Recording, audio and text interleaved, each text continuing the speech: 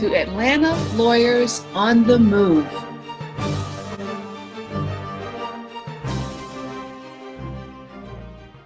Welcome to Atlanta Lawyers on the Move. Atlanta lawyers are a community of support and encouragement. Today we're going to interview a successful and focused lawyer to learn more about them, their story, and their law practice. Who am I? My name is Pamela Deneuve, and I help focused and successful lawyers increase their profits, move their practice to the next level, and enjoy peak performance. Listen to our interview this week.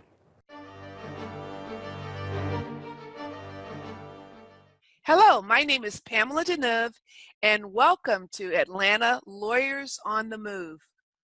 Today, we're very honored and privileged to have the guest, Melanie D. Fenwick Thompson.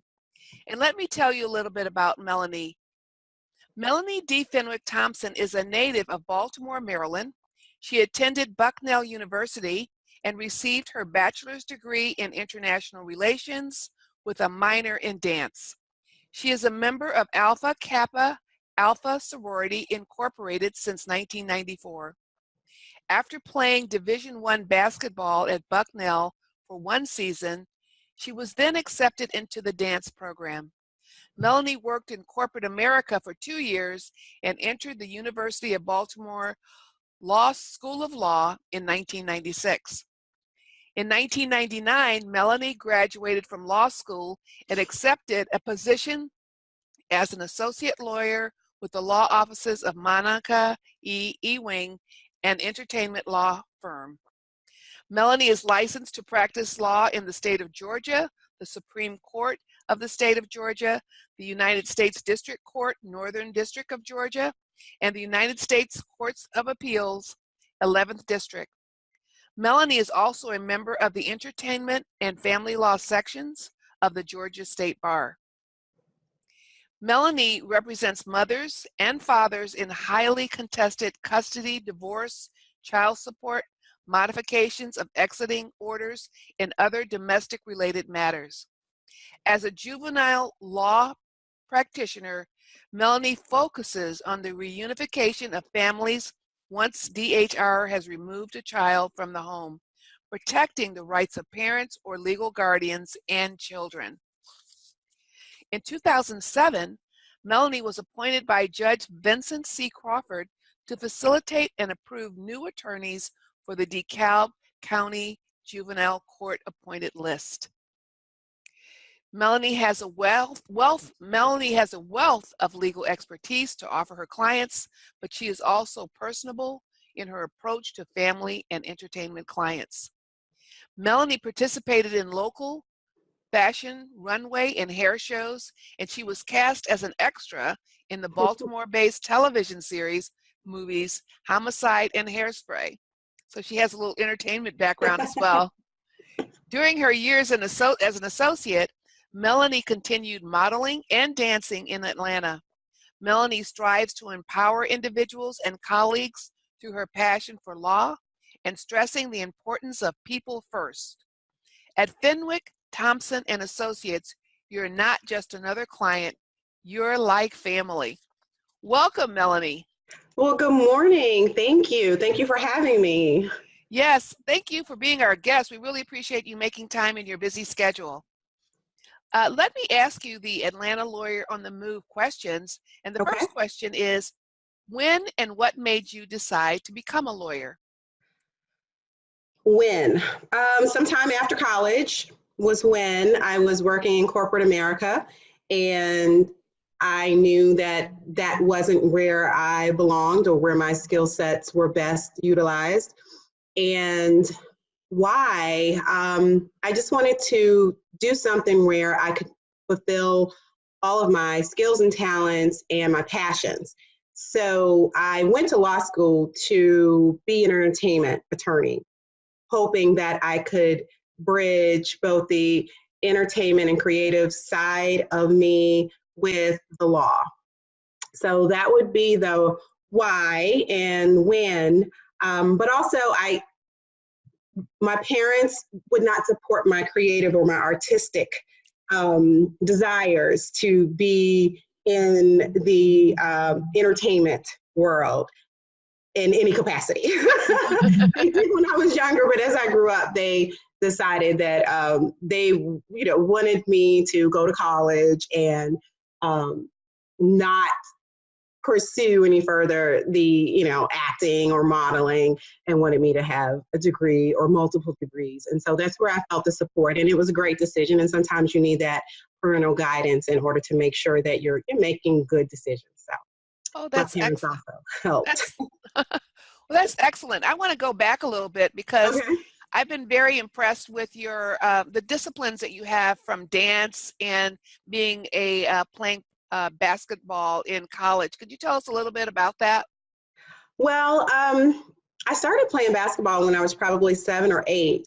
And before playing basketball, I was in modeling classes and dance classes probably from the time I was, 3 or 4. Both my sister and I were in a dance company, and we put on dance recitals, and we were very girly girl. Very girly, I guess. And then I saw my cousin play basketball, male cousin, and I loved it. I loved the competition, and I loved the game. And I started playing, and I got really good. I got really good really fast, and the adrenaline that I had in the rush just from the competition and the athleticism, it felt right for me. So early on, I knew that was definitely a sport and a level of competition that it fit well with me. Wonderful, wonderful. And how do you think that affected your discipline as a lawyer and in your practice and as an individual? Well, I think that's a great question, because there's so many lawyers out here, and so many people go to law school, and we all learn the same thing. So I think that what distinguishes one person from another, or one lawyer from the other, is those personal experiences that that shape us and distinguish us.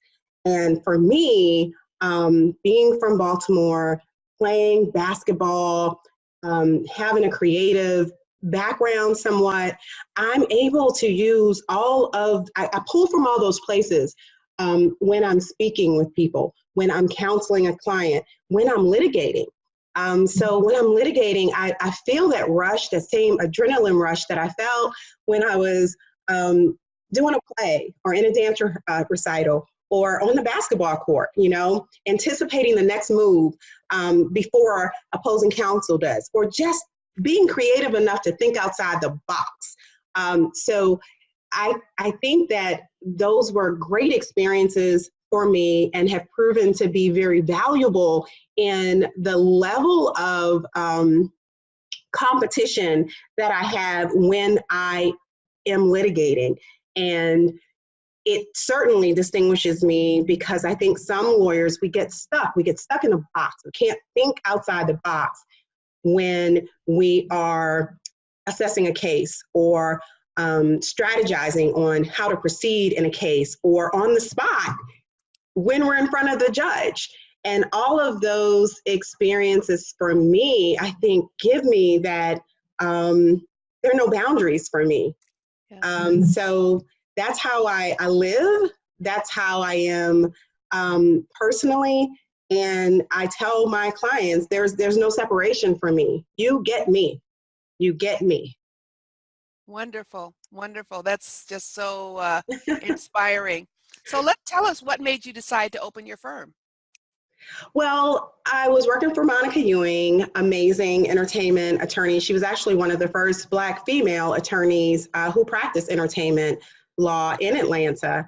I worked for Monica from '99 until about 2004 or so, when I opened my own practice. I decided to open my own practice because I quickly learned, well, I guess 4 or 5 years is not quickly, but I learned after a period of time that entertainment law wasn't all it was cracked up to be. So I felt that I still hadn't reached that level of competition or adrenaline or passion that I needed to really fulfill in what I did every day. So entertainment law is very transactional. Yes. Everything is behind the scenes. I think in some world in my mind, I thought entertainment would mean that it was just a little more glamorous than it was.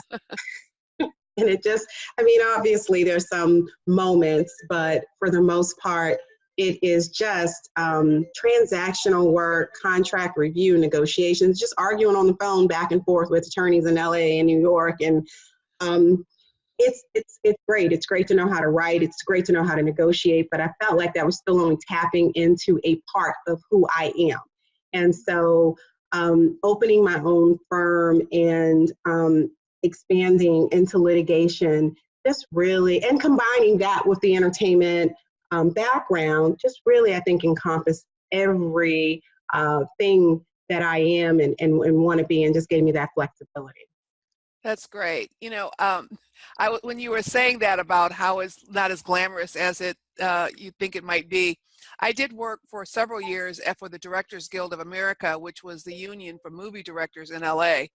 Okay. And again, it was not, you thought it was not glamorous at all. It was all transactional work. So, right. Yeah, I understand right. exactly what you're saying.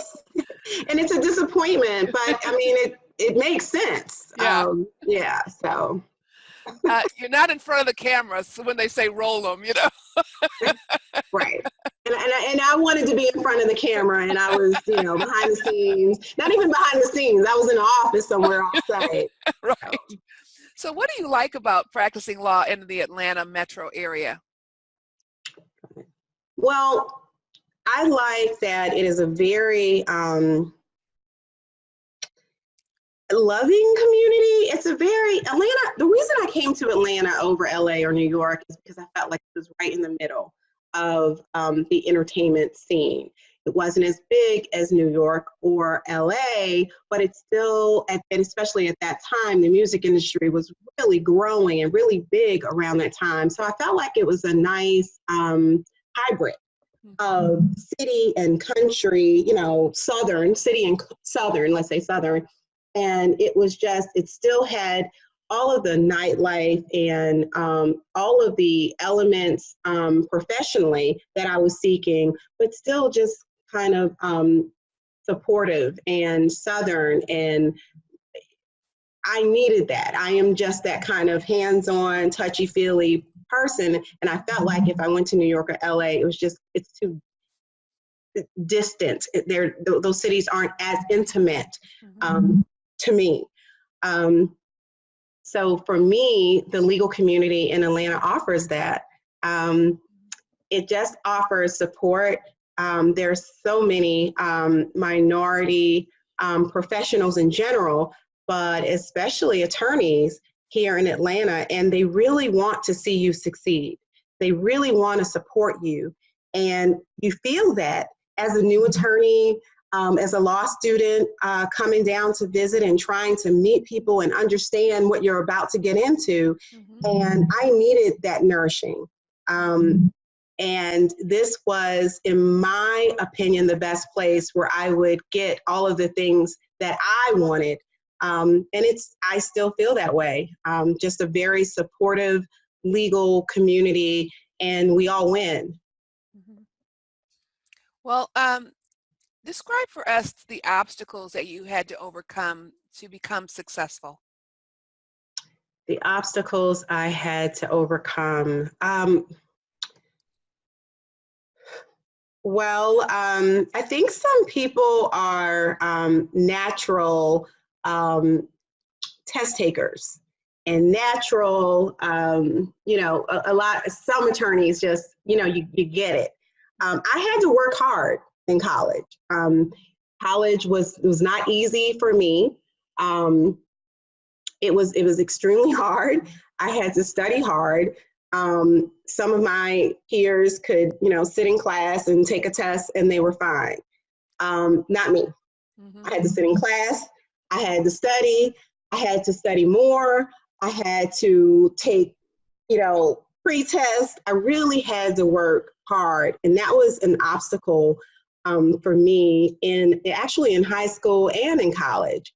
I went to a private boarding school, a very academically competitive boarding school, and it was very hard for me academically. And my college was very similar to the boarding school that I went to. So I had to, those were challenges, academic challenges that I had to overcome, and I had to not give up. And there were times certainly where I wanted to, because even though you put in the kind of work that you do, your grade might not always reflect what you did. And I had to learn to just push through that. And I had to learn how to balance my social life and my academic life and learn that balance. And that was hard for me as well, because I am extremely social. And that was a hard balance for me. And some of my grades reflected that. And that is just true. Mm-hmm. But when I got to law school, I was ready. And it was easier for me in law school than in college and in high school. And it made sense to me. And I finally felt like, oh my gosh, all the work that I put in, now it's happening for me. So I would say that was my my biggest challenge. And I had to get over myself because that was hard, just not being the best academically in high school and college. But in law school, I was a competitor, and it finally kind of leveled out for me. But that was definitely an obstacle that I had to overcome. Well, that sounds really, just really inspiring, Melanie, because I would say that that working hard and buckling down, and even when it wasn't easy, really serves you today when you're working with difficult cases in your law practice. Yeah, because you don't always know if you're going to win. You don't know the outcome, but you really just have faith that you putting in the work, you putting in the thought, doing the research, crafting the ideas or crafting your motions, you just, somewhere in me, I know that if I do all those things, that the right result will happen. And that pushes me through the difficult times with the clients, because that's not always easy. And opposing counsel, and of course the judge, not always quite seeing things the way, you've presented the case. Mm-hmm. That's great. So this is great. I mean, you're such an example, and I really, I work with lawyers to try to help them to become to achieve their peak performance, and you certainly are an example of that. So what advice, I think you're a perfect person to give advice, what advice would you give to someone who's struggling or facing difficulties in reaching their goals? Well, first, I think that you have to identify your goals. I think that knowing what you want is of the utmost importance, so that you can then begin to create a roadmap. And that may change from time to time, but I think having or identifying your goals will allow for you to then understand where you're going. So that's number one. And number two is understand who you are and what you bring to the table. Understand your values, your morals, and your professional value that you bring to any table, and be confident in that. And don't separate those things. And I used to do that, separate, or not that I intentionally separated, but I think that sometimes when you are working a case or litigating, you don't want to bring yourself or your personal experiences into your case or your counseling. But it's so valuable, because our experiences are unique to us. Yeah. And because they're unique to us, that means the spin that we can put on a set of facts and how we present those set of facts to a judge or to a jury will have that stamp on it.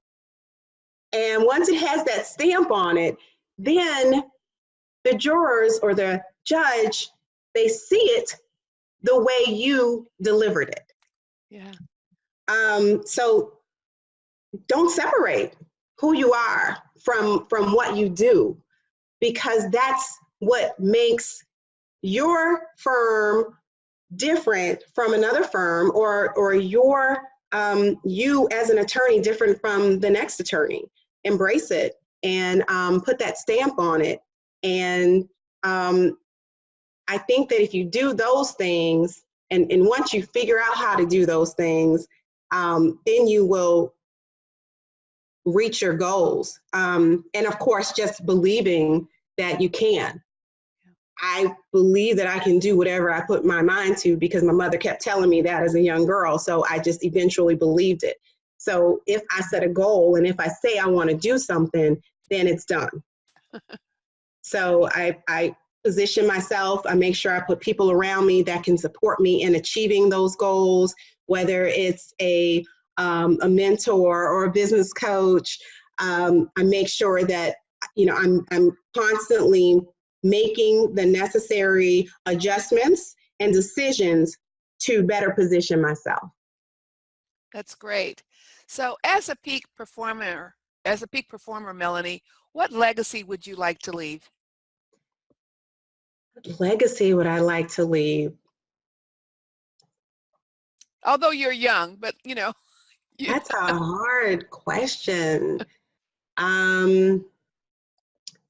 Legacy that I would like to leave.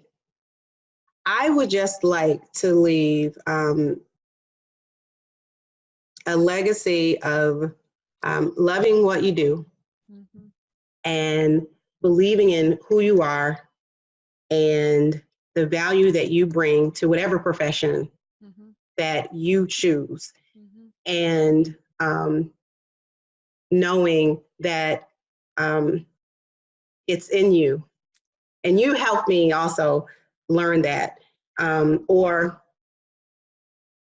pull from that. Mm-hmm. But that would be the legacy that I would want to leave, is just that you can do anything you want to achieve in whatever profession that you are in, but you have to have that level of confidence, along with that, you know, hint of humility, and understand your value. Well, that's great, you know, because when I think of you and I think of your legacy, and I had the opportunity to meet your son, and you certainly have begun that legacy with excellence. Yes, definitely. You see your work in your children. So so far I'm proud, and you know, he's not perfect, and I think that our children watch us and watch the adjustments that we make, because we're not perfect. And if we continue to set those examples and make adjustments, then they learn how to make adjustments. Yes. And know that it's necessary sometimes to make those adjustments. Absolutely, absolutely. Yeah, I just experienced that with my own children, is as I evolve, you know, even though like one is in Asia and one's here or there, somehow they also evolve, you know, and we keep evolving. So it's just a joy to watch. Right. Right. So Right. our final question is, name one thing that you do to manage your stress levels. Work out. Work out. When I don't work out, I am not the same person. I think you just have to have that release. You have to have that outlet. And for me, it is working out. And it just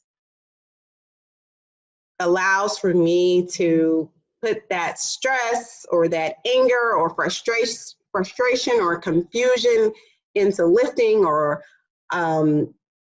reps or whatever exercise it is that I'm doing. It allows for me to kind of just let it all out into, the gym.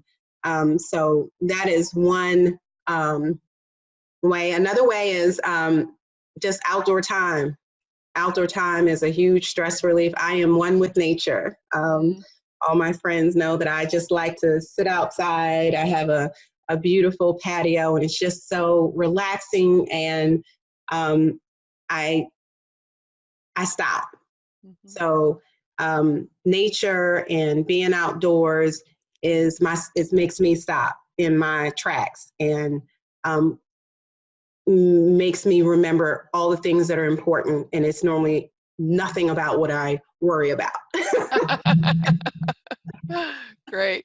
Well, Melanie, thank you so much for being our guest for Atlanta Lawyer on the Move.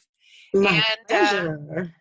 to our audience, we hope to see you on our next episode. Thanks for joining us. Thank you so much. Have a good one. Thank you for joining us on Atlanta Lawyers on the Move. We hope you'll join us again next week.